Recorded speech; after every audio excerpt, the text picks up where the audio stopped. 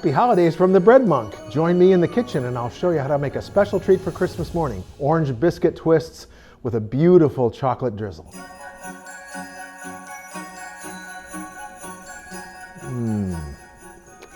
Oh, any day. Could hit the brake on one side and throttle the other side and you could spin right around. We started collecting and we got out of hand. Well, there's 167 in here and it went downhill from there.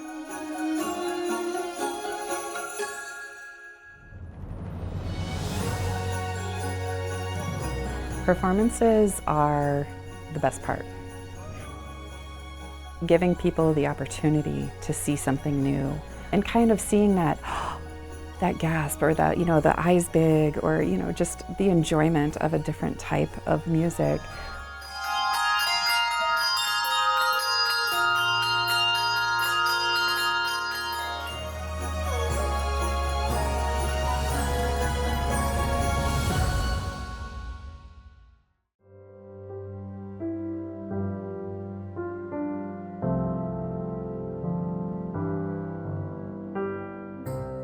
Hi, I'm Father Dominic, the Bread Monk. You may remember me from my cooking show on PBS.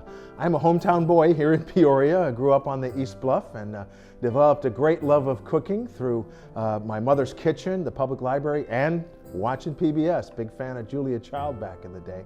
And she really inspired me to really enjoy doing things in the kitchen as much as my mother did. And so I'd like to share that love with you when you start doing your baking for the holidays, because that's a big thing. I want something special for the holidays, but I don't have 4 hours to make cinnamon rolls, or how do I get it all to work out when I'm trying to make breakfast? This is a quick recipe for orange biscuit twists. I've been using it for years, and my cousin, Chris, who's a great baker, tells me that it's his go-to recipe as well. So it's a very easy way to get a nice pastry for a holiday morning. So we're gonna start with a couple of cups of all-purpose flour. And when you measure this, you wanna be very careful that you not scoop hard, but rather spoon the flour into the measuring cup and level it off, because otherwise you're going to get a very compacted cup of flour. It'll be too much. We're only using half a cup of milk plus an egg. That's all the liquid that's going to be in here. So you want to be careful not to use too much flour. We're going to go ahead and add to that a tablespoon of sugar and a tablespoon of baking powder, and then just a half a teaspoon of salt, okay? And we're going to take all that and we're just going to whisk it together. And remember, whisking together takes a little longer than you realize. You have to whisk for a long time to make sure they're fully combined. Now we're going to add some butter to this as well, and so that will help combine it as well. But don't just give it a couple of stirs. You want to stir it more than one time. Alrighty, now I'm going to get some cold butter out of the refrigerator, because if you use warm butter, you're not going to get a flaky pastry. So I have a whole stick of butter here and I cut it into small pieces, and I'm just to add that to my dry ingredients.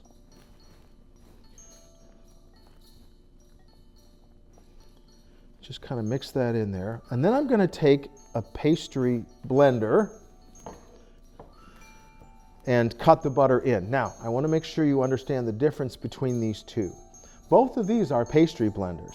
The one here has got wire blades on it, and this one has metal, like knife blades almost on it, okay? This is really good if you're going to start making pie with room temperature shortening, okay? That will work well, but with cold butter, that will bend and you will take forever and you will not get a good result. So look for this kind of pastry blender instead, so you won't be quite so frustrated. So we're going to simply blend this in until we have something that has the appearance of coarse crumbs. That's an expression you see often in recipes. So as you can see, I'm cutting the butter in. All right, that's about where we want to be. If you take a look at that, you can see that there are still some pieces of butter, and they'll be even more noticeable when we add the liquid, okay? But there's still pieces of butter, but they're quite small, smaller than peas. All right, so we're going to set that aside, and then we're going to put an egg in with our milk. This is just a half a cup of milk, which doesn't seem like much, but it will be fine. And then we're going to put a single egg in there and use a large egg. If you've got smaller eggs, you might consider using 1.5. And then we're just going to whisk that in there. I love these little things, these little push whisks. When you're doing this kind of work, it's really perfect. You got to be careful the first couple of whisks. You don't want to go too hard. Okay, I'm going to set that aside. And this is going to go in here. We're going to make a little well and then just pour that in. It's best if your milk is cold too, because you want it to be cold like your butter is cold. We're going to use our famous dough whisk, which you've seen me use before if you've ever watched public television. And see how quickly that comes together. This is one of those doughs that you can't like just use a spoon or at some point you got to get your hands into it, okay? So we're going to set that aside and just start using our hands to squish this together, making sure that I get all of that flour that's in the bottom, okay? There's little bits of flour and it's kind of flaking together. You want to make sure that you're not leaving any of that in the bottom so you have your full recipe coming together. As you can see, it comes together very quickly. All right, I'm going to get the rest of that out on the counter because it's going to be easier there than in the bowl, I think. And we're just going to knead it a few strokes, okay? There we go. We could actually sneak the rest of that in there, that liquid. I don't want to waste that, actually. All right, that looks pretty good to me. I don't think I want to go too much further. It's a little bit sticky. Notice it's kind of sticky. Don't think you've done anything wrong. That's fine. We are going to actually leave that back in its bowl and let it sit for a while to firm up. And in the meantime, we're going to make the filling with sugar and some orange zest. So we're making an orange flavored filling for these biscuit twists, and I've got a half a cup of sugar in the bowl before me, and I'm using this zester. You can see about the amount I'm getting here. I'm going to try to avoid some of these greener parts. Okay, that should be plenty of zest right there. Okay, now we knock that out of there, and then you can do this with a fork or something. It's just easier with your hands. Okay, so if you've got clean hands, just go ahead and mix this together until all of the zest is evenly distributed. Oh, this smells so good. Yeah, I'm really digging this. This is like part of the great fun of baking, is that you use all your senses. You know, there's the feel of the dough, and there's the scent of the ingredients, taste, the heat on your face from the oven, you know, the visual, pleasures of the various ingredients, and when it comes out of the oven, all that sort of stuff, and of course taste in the end. So you can see there it is all together. And now I'm going to clear a space so that I can roll out the dough and turn these into biscuit twists. And we'll get our dough out. You'll notice our dough has kind of firmed up a little bit. It may be a little resistant to rolling out. Don't let that concern you, okay? But we're going to lay out a little bit of flour. I love this. This is a Victorian flour duster, sometimes called a flour wand. And it's marvelously useful. It was invented for pie making, so you wouldn't, with your messy hands, reach into the flour bin. I've been using one for years, and I love it. So we're going to try to get this to be as square as possible. You can pat it out with your hands, but it does take a while. But rolling it out is significantly easier. And you can see this dough rolls out fairly well. We want to make sure that we keep adding small amounts of flour. I will tell you too, it looks on camera like I'm putting a lot of flour down. It's the way it works with cameras, but I'm not. This is a tiny amount, like a fraction of a teaspoon I'm putting down at a time. So don't be thinking that I'm putting too much flour out, because that's going to stiffen this dough far too much. This is going to take a while to get this all the way out, and it may be necessary to do a little bit of surgery to kind of cut corners, and that's okay. So we're going to cut some of these pieces off a little bit to even things out, and just kind of piece together. It's going to be fine. The dough will stick together just beautifully, and the way we make the actual biscuits will not in any way be affected by this piecemeal sort of thing. I want to make sure that this is going to come up easily still. not stuck to the countertop. Now, I'm going to put the sugar on the bottom half, okay? Only on the bottom half. You can just kind of spread it out there evenly. You might not quite use all of it, depending upon how big you made yours. But that looks pretty good. Then we're going to take this part here and fold it over just like that. Okay? That wasn't hard at all. And then we're going to take this and kind of pound it. Okay? Not roll it, but just kind of pound it so that it sticks together as best we can. Now, if you're wondering about this, my brother Martin turns things on a lathe, okay? You could do this with an ordinary knife or one of those cheap pizza cutters, you know, you get at the grocery store with plastic, it doesn't matter. But, you know, when you get something as magnificent as this for Christmas, you want to get it out and use it. So when I do pizza parties, I do it up brown. Now, we're going to cut this into strips, and that one on the end we're going to lose. And that one we're going to straighten up just a little bit, okay? And then we're going to cut this into strips.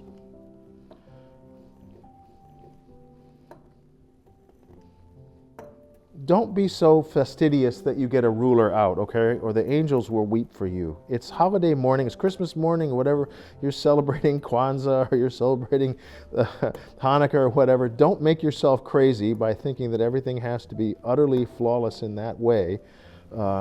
It's fine, okay? It's bread, it's going to forgive you. I say it all the time, okay? Some of these didn't line up perfectly. All right, well, we're going to line them up then until they are more perfect, okay? We're going to take each of these, and you see the sugar comes out a little bit. That's okay, you haven't done anything wrong, okay? And you're going to give it a twist, and leave it down on the counter while you twist it. You'll be happier with the result, okay? Just like that. And make twists like that. Okay? And some of these are going to be slightly different thicknesses that should not really bother you at all. These are going to go on a 9x13 pan, baking sheet, like a cookie sheet with parchment on it. I really prefer parchment because, instead of spray, because the parchment, because it's white, you're less likely to have the sugar on the bottom burn, and that could be a problem. It's going to go in the oven at 425 degrees for about 10 to 12 minutes. You want to keep an eye on it and make sure, again, that the sugar doesn't burn on the bottom and the top just begins to start to brown. All right, let's see how these look. Oh, Luigi, it's so beautiful. Look at that. Now, they do not turn quite as dark as you might think. They don't brown as much as other things, but don't let that fool you, and I'll show you why in just a minute.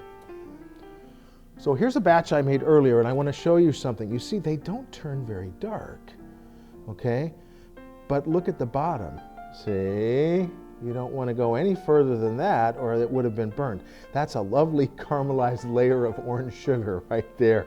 So there's no reason to be sad about that at all. Here's one way to finish it off, okay? I took a little bit of orange juice from our zested orange, and I put it in with some powdered sugar, and then I threw in some of the leftover orange zest and sugar to give it some extra flavor, popped it in the microwave for about 20 seconds so that the sugar all melted, and I'm going to use this to brush it on like a glaze. This is going to give it that extra little bit of sweetness, and it really does kind of need some kind of topping, okay? So a little extra sweetness, a little extra orange flavor. Alrighty, so you can see how, oh, these are so pretty. All right, so I'm going to show you one other kind of topping that might be your favorite, and that's a chocolate drizzle. Okay, so this is my favorite way to finish these off because orange and dark chocolate or semi-sweet chocolate is kind of like a Christmas groove. You know, I love that combination of flavors. So I took some semi-sweet miniature dark, semi-sweet chocolate bits. I put them in the microwave in like 10 or 15 second increments, so I made sure it didn't get overheated little by little. It's just an ordinary snack bag, okay? You kind of need it to make sure there's no lumps in it. Get it until it's kind of lukewarm, and then just take an ordinary pair of scissors, make sure they're really sharp, and cut yourself a hole in the corner, and you've got yourself a bit of a piping bag. Now I start by pushing it up this way, and then I am ready to gently squeeze it as we drizzle over the biscuit twists. Oh. Well, that was an eminently satisfying bake, let me tell you. I can't wait to serve these. As you can see, we've got both the orange and the chocolate, a little bit of Christmas decor, but these are not going to stay on the plate very long anyway because they're so delicious and they're tender and they've got a great flavor. And again, you can do it in about 45 minutes on Christmas morning and be ready to feed your family a special treat. So throughout the holiday season, I hope that you're baking your way through the holidays and especially that you're doing it with love. I'm Father Dominic. God bless and happy holidays.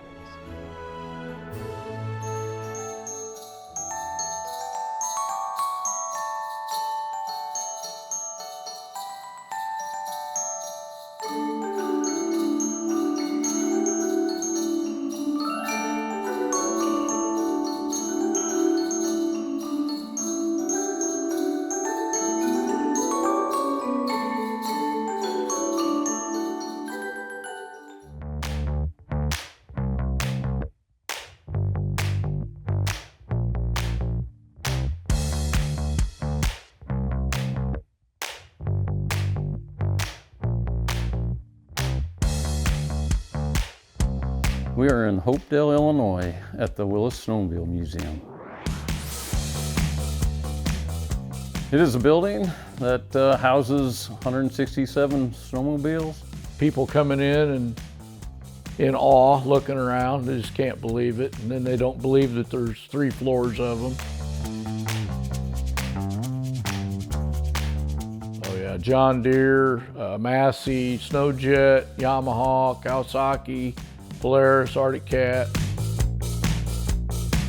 This here is my favorite sled of the bunch. It's pretty unique that it has 2 engines, 2 tracks, two brakes, brake on each side, throttle on each side. I haven't rode it. My father rode it. He said you could hit the brake on one side and throttle the other side and you could spin right around.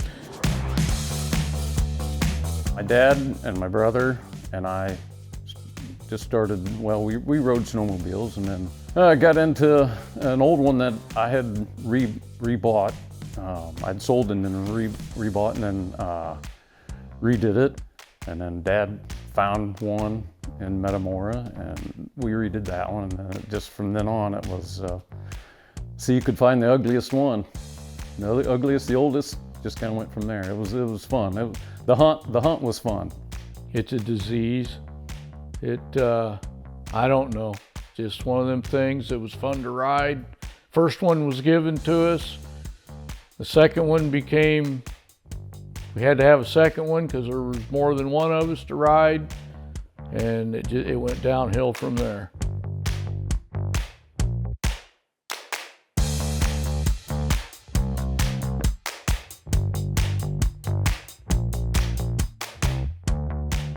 Started collecting and we got out of hand.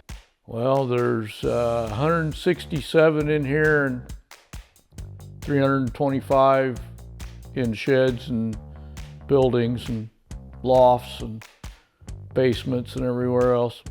And we needed a place to put them, store them. So we decided we're going to find a building, fix it up, and put our sleds in it. And then it became a museum.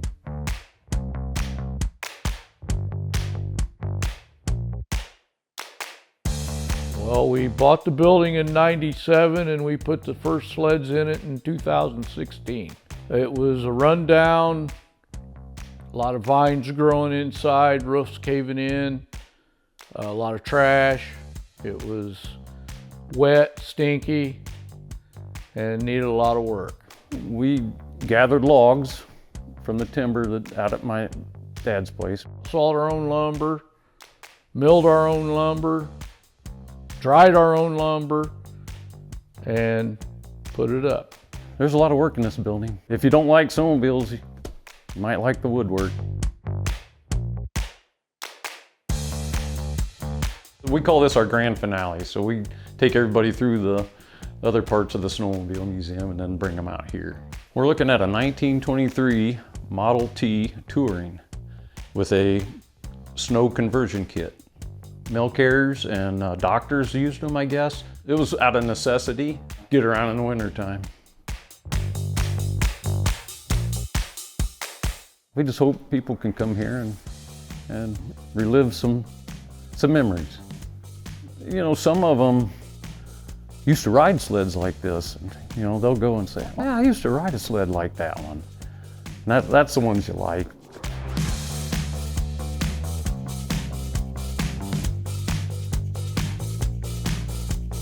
We collected sleds and we needed a place to put them, and we're glad to share them with anybody.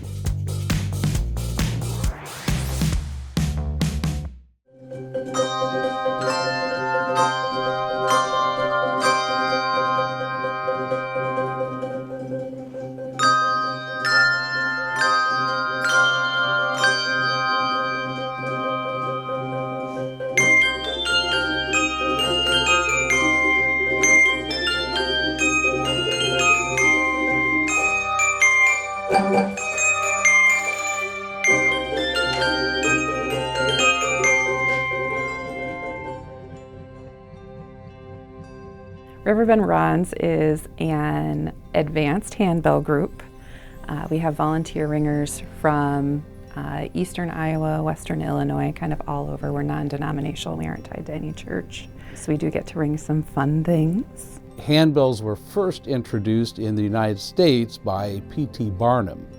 He was traveling in Europe and heard a group of English handbell ringers, thought, oh, that would make a great act, brought them back to the United States, dressed them up in Swiss Army outfits and called them the Swiss Ringers because he thought that that would be much more exotic sounding than English handbell ringers.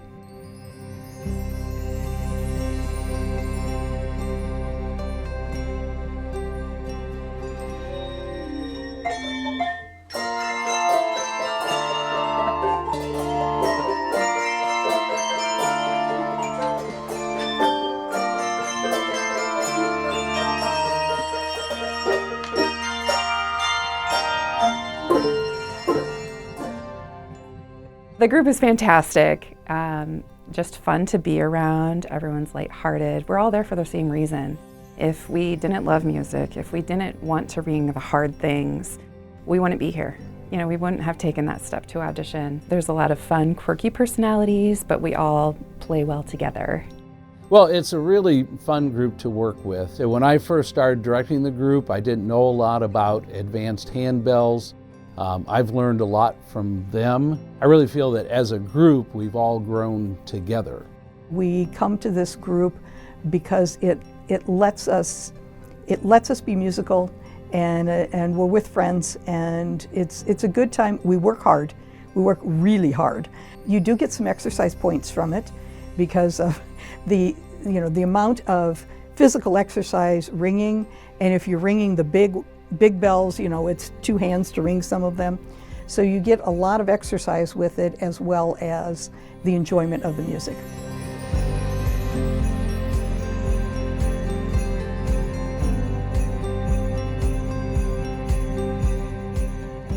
And this one is a Whitechapel. These are English made. And the reason we use those, if on First Noel, which is always our closer, we start with the Whitechapel for the soft part, and we move to the Chimeric because it's got more volume to it. We do 2 concerts a year. We do our Christmas concerts and we do spring concerts. Performances are the best part. Giving people the opportunity to see something new, whether they've played some bells at church, they've never heard handbells, outside of movies maybe, and kind of seeing that gasp, or that, you know, the eyes big, or, you know, just the enjoyment of a different type of music. It's exciting. It's nerve-wracking. You're always a little nervous before you perform, but it's just a joy to be able to perform for people and to know it's appreciated.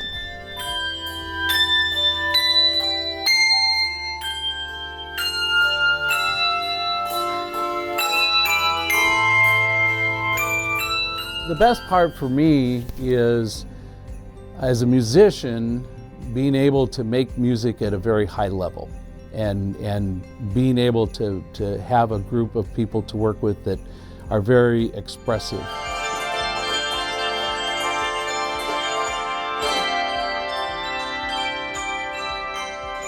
Having the opportunity to work with a group of people who can make music at a high level is very rewarding, and just having a group of people who get along with each other. It's a very tight-knit fellowship, and we do things away from bells together, so it's just a really good community thing. It really is a great deal of fun and a great deal of satisfaction when you complete the concert and you go, wow, that really went well. We try to smile, but it's hard when you're at that concentration level. And then to get to the end of the song and went, wow. You know, we feel it when it went really, really well, and the dynamics were really, really powerful. And you can see all of us just break into a great big smile, and you know that we nailed it.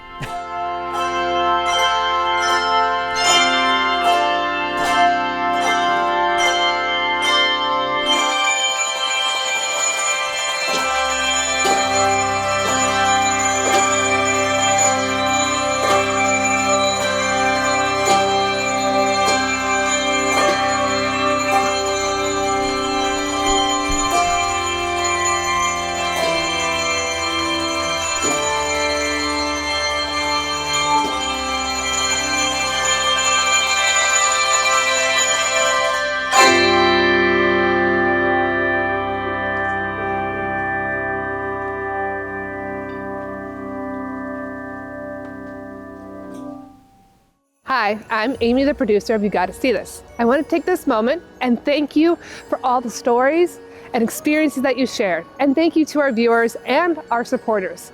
I wanted to say, come back next year because we have a lot of great stories lined up. Thank you guys and happy holidays. Here's another great song from the Riverbend Bronze Bell Ringers, Amy Grant's Emmanuel. And fun fact, I was actually named after Amy Grant. That's maybe why I love the holidays so much. Happy holidays. See you next year.